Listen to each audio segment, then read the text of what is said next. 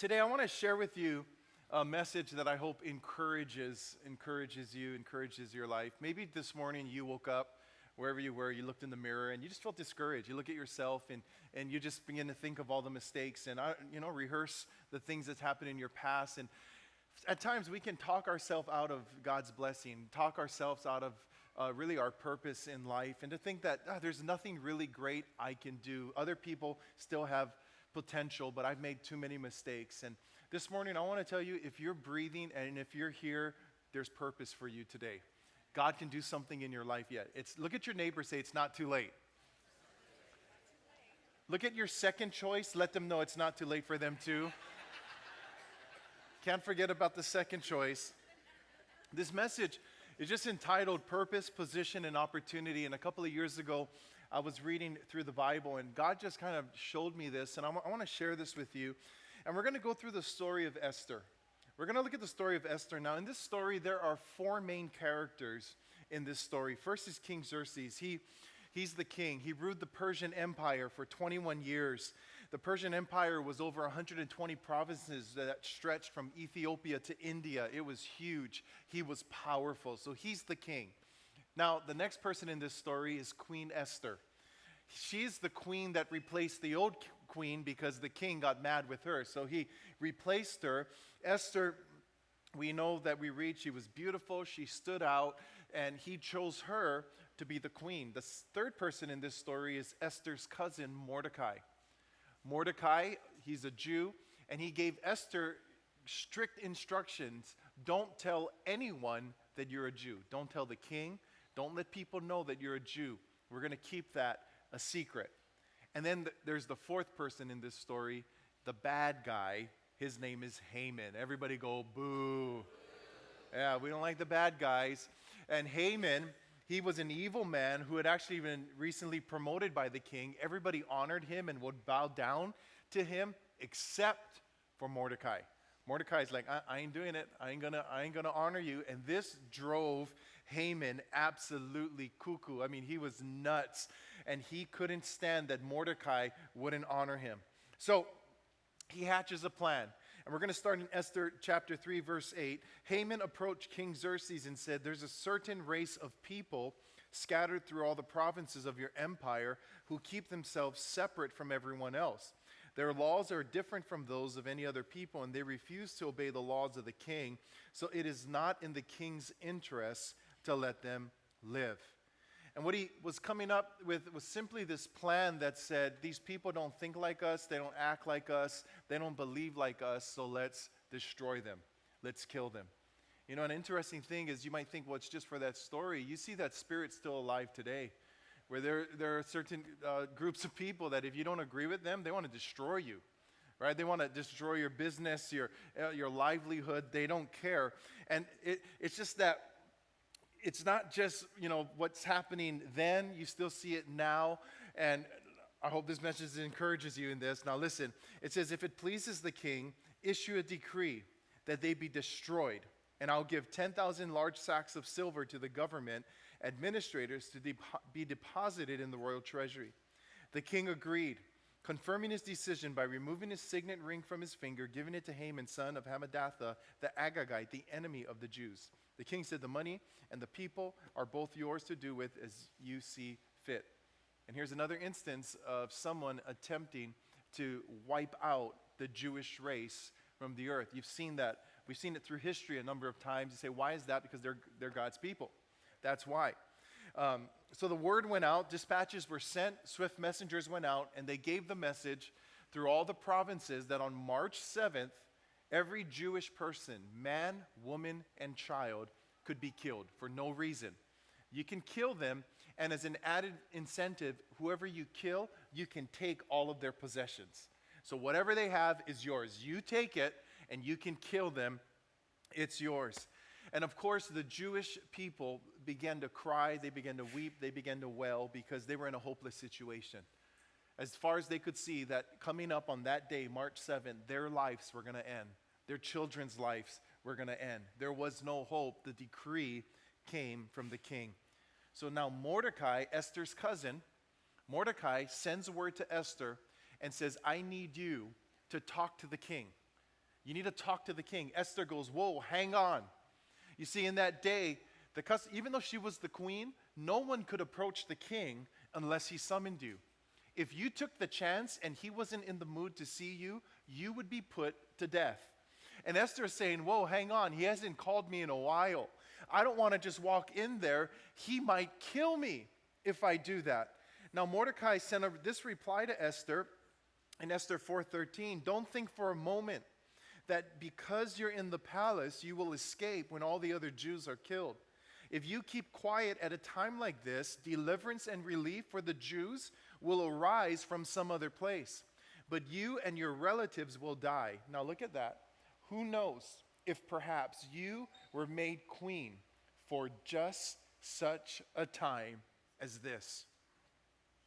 There's a saying that I think we've all heard, and it says, the only thing for the triumph of evil is for good men or for good women to do nothing. In the recent events over the last couple of months that have happened in the world and wars and all these things, one thing I've noticed is there just seems to be an absence of a strong leadership in the free world. Not just in America, but just with every nation. Like, who's going to step up in this? And you see that in the absence of that, evil prevails. But that's a global scale. Let's take it down to our family scale today. Are there things that we're allowing in our lives and in our families where we're simply not being the gatekeepers and not taking a stand? If we don't take a stand in our families, in our homes, what happens? Evil prevails. And Mordecai was simply saying to Esther, look, if you don't do this, we're going to die. If you don't, no one else has the ear of the king like you do, we're going to die. You think you're safe in the palace, Esther? You're going to die. It'll catch up to you too. You know, in our life, there are things that we might think we're safe from, but we simply can't outrun. Things that you and we have to stand up for. So I want to give you three things today, three things for you to leave with. The first is this: God positions you with purpose. He positions you with purpose. Mordecai said, look, Esther, if you don't do it, deliverance will come from someone else. Aren't you glad today that God's purposes and plans don't hinge on whether you or I say yes? If it did, there'd be a lot of things that don't get done, right? There'd be a lot of things. I'll tell you why, because there's been a lot of times that I've said no, where I didn't do what God told me to do. And you know what? He found someone else and it got done. And Lord, forgive me for that. But I've recently been changing my attitude of simply saying, God, if you're going to use anyone, if it's going to get done anyway, I want you to use me. Use me. Use me. You know, Higher Vision, you guys are a good church. Good church. And you all missed an opportunity to say amen on that, but that's okay. I'm saying the earlier service was more awake than you guys were, but it's okay. I'll give you one more chance. Higher Vision, you guys are a good church. Amen. All right. I'm glad you believe that. I'm glad you believe that. But you know what would make you a gooder church? I'm from Hawaii. We make up words. And we all know exactly what we're saying, even though we make up words. A gooder church is one filled with people that simply say, God, if you're going to use anyone, use me. There's things in the church, they're going to get done whether or not you serve. Kids ministry is going to happen. Usher's going to happen. Security is going to happen. Worship's going to happen. God's going to use someone else. But why let him use someone else? Imagine a church filled with people that simply say, God, use me. If someone's going to pick up trash, I'll do it. I'll greet. I'll stand at the door. I'll come early. I'll be on the worship team. I'll run the sound. I'll serve in the kids ministry. God, use me. A church filled with people like that, I'll tell you, that's an unstoppable church. It's going to get done anyway, but why not be a part of what God is going to do? And maybe you walked in again thinking, my life is just filled with so many mistakes. God can't use me. And I'm here to push back on that and say, yes, God can use you. He's positioned you with purpose here in this church family to make a difference in the life of someone else. We all can make a difference. You don't have to be on a podium to make a difference. You can make a difference. There was a guy by the name of Marcel Sternberger. This is a true story. He was a photographer, a creature of habit. And every morning, He used to take the 909 Long Island train to Woodside every day. But on January 10th, 1948, he didn't do that. He had a friend who was dying, and he decided there's not much time left. I need to go visit my friend. So Sternberger got on a different train, a train that he had never rode before in his life. He got on that train, and if you've ever been on a train, it can get busy in the morning. As he got on, the seats were filled, but he jumps on, and this one guy jumps up and runs out of the door just in time. The seat opens up. Sternberger takes a seat on that train. As he sits down and he's riding, he looks over at the gentleman next to him, and the gentleman is reading a newspaper. Marcel notices that it's a Hungarian newspaper. Well, he's of Hungarian descent. He strikes up a conversation with this man, and he asks this older gentleman, "What are you doing here in New York?" Well, his answer to the question puzzled Sternberger. He said, "I'm here looking for my wife." He said, "What do you mean you're looking for your wife?" Well, this stranger begins to tell him this story, that they're from Debrecen, Hungary, and during the war, he was taken prisoner, taken to the Ukraine, and there in the Ukraine, he was forced to bury the German dead. Well, over time, he escaped from that prison camp. He came back home to Hungary only to discover that the Nazis had also come and had taken his wife and taken her to Auschwitz. One of the neighbors said, "She's dead. She was taken to that prison camp." But another neighbor said, "Hey, there's a chance. I heard around that time the Americans liberated a bunch of prisoners and took them back to the United States." He said, "I know it's a long shot, but I'm hoping that maybe somehow I can find my wife." Well, as he's sitting there hearing this story, he asked this guy, "What's your wife's name?" He said, "Her name's Maria Paskin." Sternberger pulls out his wallet, and in his wallet, he has a dog-eared piece of paper, and he takes it out, he unfolds it, and on that paper is the name Maria Paskin with a phone number. He asked the gentleman, "What's your name?" He says, "My name is Bella." He said, "Bella, will you get off with me at the next stop?" They get off at the next stop. He says, "Wait out here." He walks into the phone booth. He dials this phone number. You see, he doesn't know why, but he remembers meeting this woman some time ago at a party. He heard the story, and for some reason, he kept her name and number in his wallet. He lets the phone ring, and it rings, and it rings, and it rings, and it rings, and it rings, until finally this old feeble voice answers the phone and says, "Hello." He says, "Maria?" She said, "Yes." He told her who he was, and she remembered him. He said, "What was your husband's name?" She said, "Bella." He said, "Describe him." And she tells the story again, and it's almost identical. He says, "Maria, hang on. You're about to witness one of the greatest miracles ever." He puts the phone, he says, "Bella, come in here. I need you to talk to this person." He hands the phone to Bella, and he has the phone to his ear for about 10 seconds until his expression changes and tears begin to run down his face. And he goes, "It's Maria! It's Maria! It's Maria!" That's an amazing true story. And to think that that just happened by chance, I'd say you're greatly mistaken. I believe that God put him on that train at that time, and that seat opened up, and he sat by that guy reading that newspaper that connected back to the party, that he took that number, and he was able to reunite that person. It is an amazing story when you look at that. And I think about us in our life. How often have maybe we missed out on the miracle because we were simply going along for the ride rather than looking for the purpose of the ride? See, he's just a common guy on an everyday journey.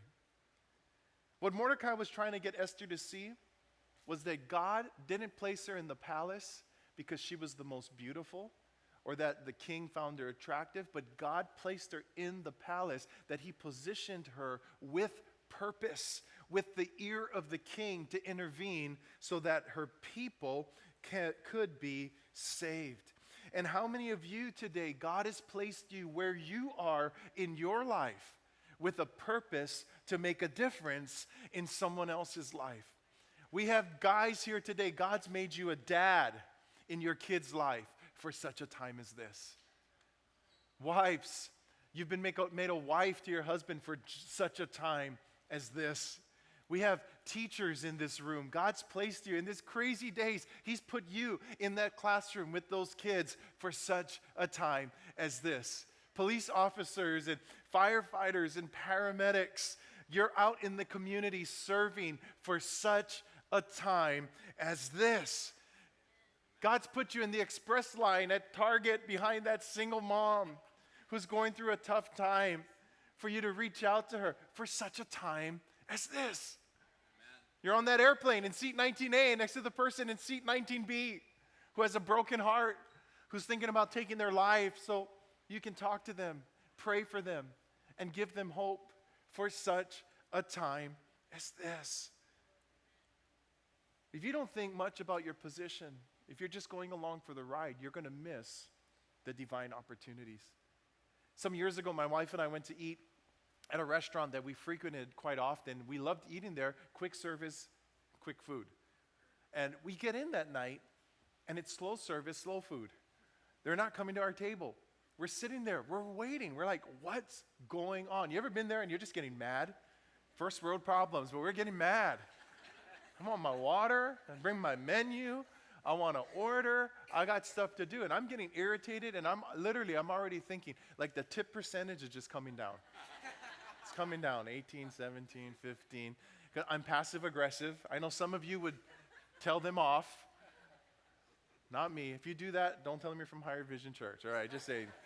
But I'm thinking that, man, I'm not going to tip. This is horrible. And I'm telling my wife right now, horrible, what's going on? Why is it taking so long? You're just getting annoyed. And we see her, why is she coming to our table? What's happening, right? I'm just getting annoyed. And then finally, she's coming over to us, and you're like, oh, finally. And she's coming over, and I feel the Holy Spirit just tell me this. Ask her how she's doing. Again, I'm an introvert, really. I'm not like one to, how are you? There's different people, the friends I have that aren't, but I'm not. And I'm just like, okay. And she comes over, and I just say, how are you doing? The first thing I tell her, and instantly tears begin to just come down her cheek. She begins crying. She's not good. I just got a phone call. My mom had to take my son to the ER, but they said I can't leave and I can't lose this job right now. She goes, I don't know what to do, and she's just crying. And I'm sitting there, I'm like, 25% tip.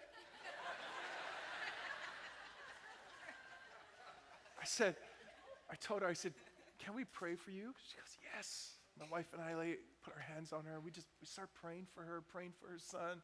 She's crying. And we left that place. And I'm just like repenting to the Lord because of my attitude.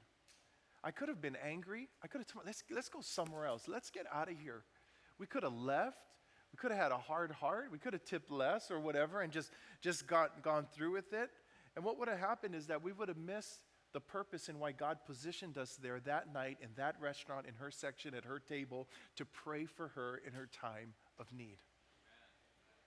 Remember, you don't need a platform to touch somebody's life. You can do it in a restaurant. You can do it in a store. You can do it at school. You can do it at your job. There is purpose in your position. As long as you're looking for it, don't let those opportunities pass you by. Haman gets a 75-foot pole. He sets it up because he's going to impale Mordecai on that pole. He wants to make a statement. He's going to kill him. He's going to put his body on that pole.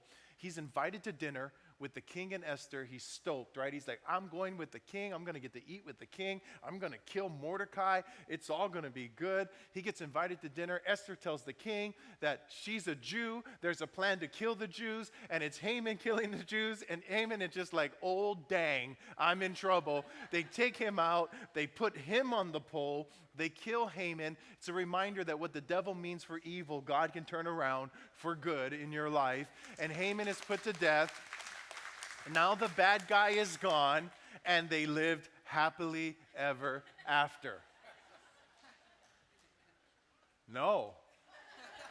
There's more chapters in the book.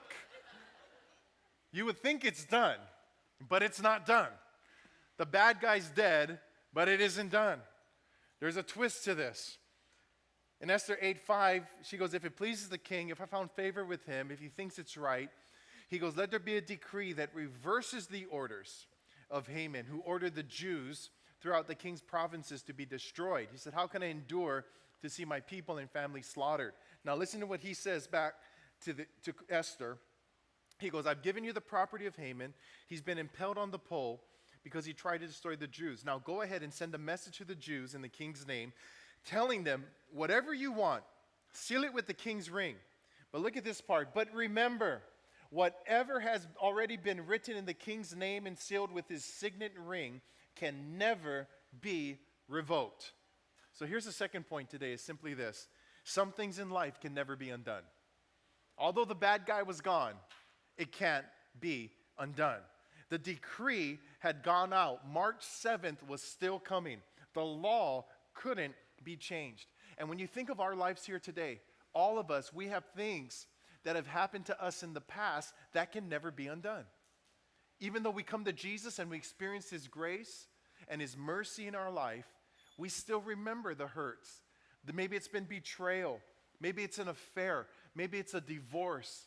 Maybe it's people gossiping about you. Maybe it's a doctor's report. It could be a bankruptcy. Maybe you were in prison. These things that have happened in our life. And coming to Jesus doesn't erase the fact that those things have happened. It can't be changed. It is what it is today in our life.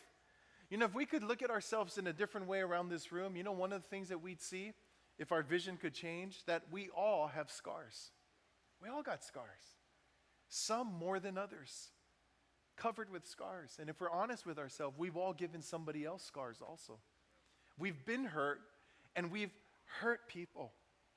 You know, there's a saying that goes around where people say, well, only time can heal. That's one of the biggest lies ever. Time doesn't heal. Time can make your heart more hard, more distance. The only thing that heals is Jesus. Only Jesus can heal. Only Jesus can restore us in our lives. And you know, we can be proud of our scars, especially guys. I don't know if you've been in the room with guys when they start looking at scars. I've had that happen.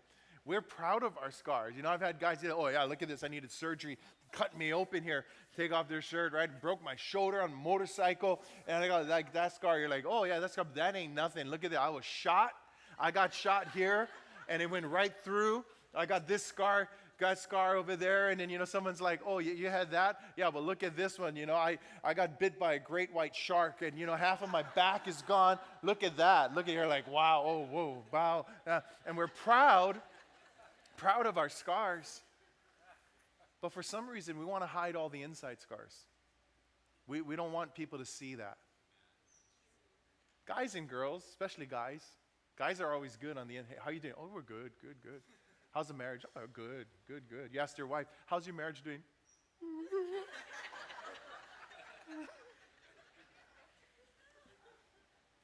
We get so ashamed of these things that happen. There's nothing to be ashamed about. I've come to realize today that my scars have actually become my calling. They've become my testimony. It's given me in ways with other people to empathize of what they're going through in their life. And if we're hiding those things, we're greatly limiting what God can do through us, the people that we can reach. Our scars can either become a shackle or they can become a launching pad in our life, a testimony of God's grace. What's happened. Don't be ashamed of it.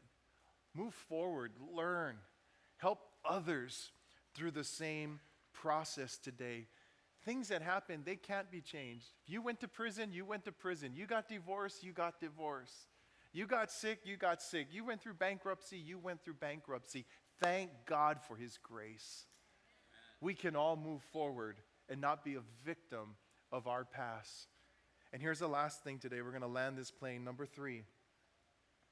Well, let me read this verse first. They made a new decree. The king's decree gave the Jews in every city authority to unite to defend their lives. They were allowed to kill, slaughter, and annihilate anyone of any nationality or province who might attack them or their children and wives, and to take the property of the enemy. And the day for that event was March 7th. The law couldn't be changed, but he said, look, go make a new law. Do whatever you want. And they made a new law. March 7th, they're going to come to kill you, but on March 7th, you can defend and you can kill anyone who tries to kill you. And that's what the Jews did. They defended themselves. They killed those who tried to kill them. They didn't even take their property. They took a stand, and everyone was afraid of them because not one Jewish person lost their life. Here's the third thing today is this. He gives us permission to take a stand. Although we can't change the things that's happened in our past, he gives us permission to take a stand in our life. There are consequences to our choices. But again, you can stand, you can believe, you can see God's goodness in your life. God doesn't erase the hurts, but he gives us the ability to overcome the disappointments in our life. Every single one of us. And as we close, I thought about this. If I was here and I'm talking and I'm walking, if I, how Pastor Jared is, right? And Pastor Jared, he's really active. And if I tried to be like Pastor Jared, you know what happened? I would trip and I'd fall. Whoa, I'm moving around too much. But if I fell and I'm on the ground here and I just stayed here, I'm like, oh, you guys saw that I fell. I'm going to finish the message, but just give me a moment. I'll just finish it from down here. And the service is done, and they're singing and blah, blah, blah, and I'm still here. You're going to be like, wow, this guy's kind of weird. Why is he still down? I'm like, well, because you guys saw that I fell. I fell. Give me a break. I fell. Don't worry about me. Guys, go home, And the next service happens, and I'm still here. And they're like leading worship, Pastor April and the team. And I'm just here. I'm like, guys, don't mind me. I fell. I preach the next message from here. People are going to be coming up. Are you okay? Are you okay? I'm like, yeah. Didn't anybody tell you? I fell. Go watch the last service online. I fell. You can see that it happened. I'm not lying. I fell.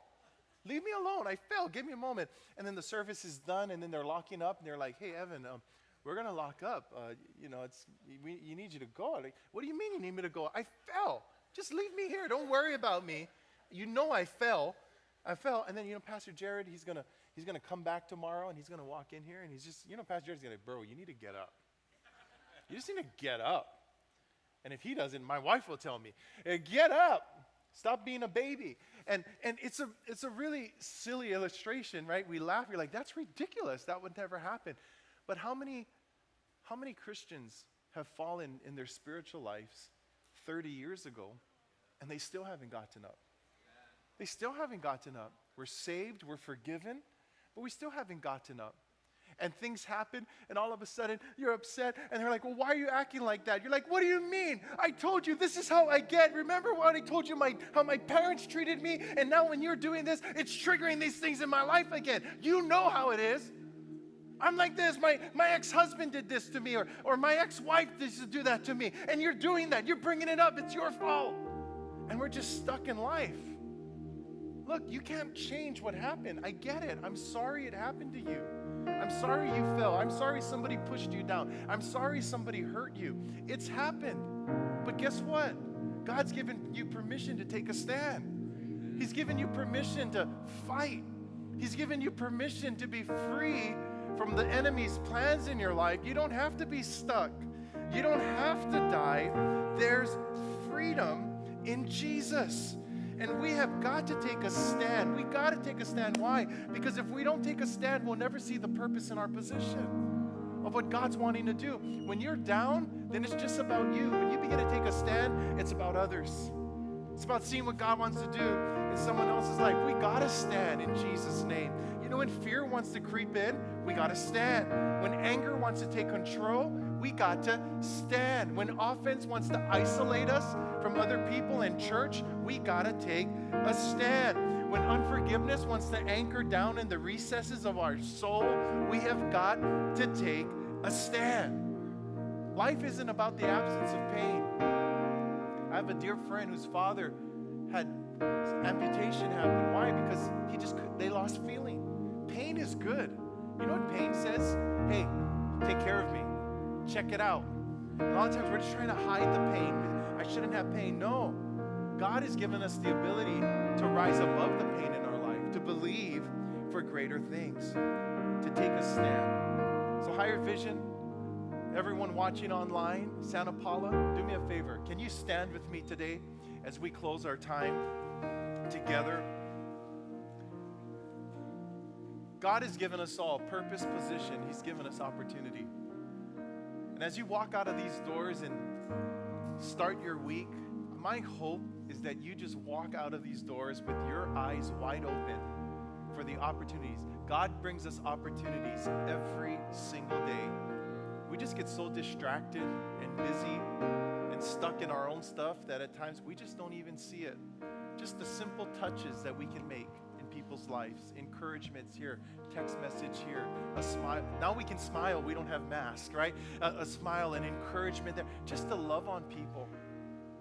This room right now, there is the potential in this room alone for thousands of miracles to happen this week. If we just walk out with our eyes open and realizing I don't need a platform to be a miracle worker. I don't need a minister's license to be a representative of God. He's placed you where you are. See the purpose in your position. How do we fight?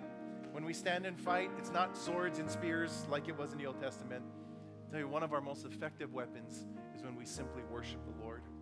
That's how we fight. Worship. We have a spiritual enemy. We fight in spiritual ways. And our worship is spiritual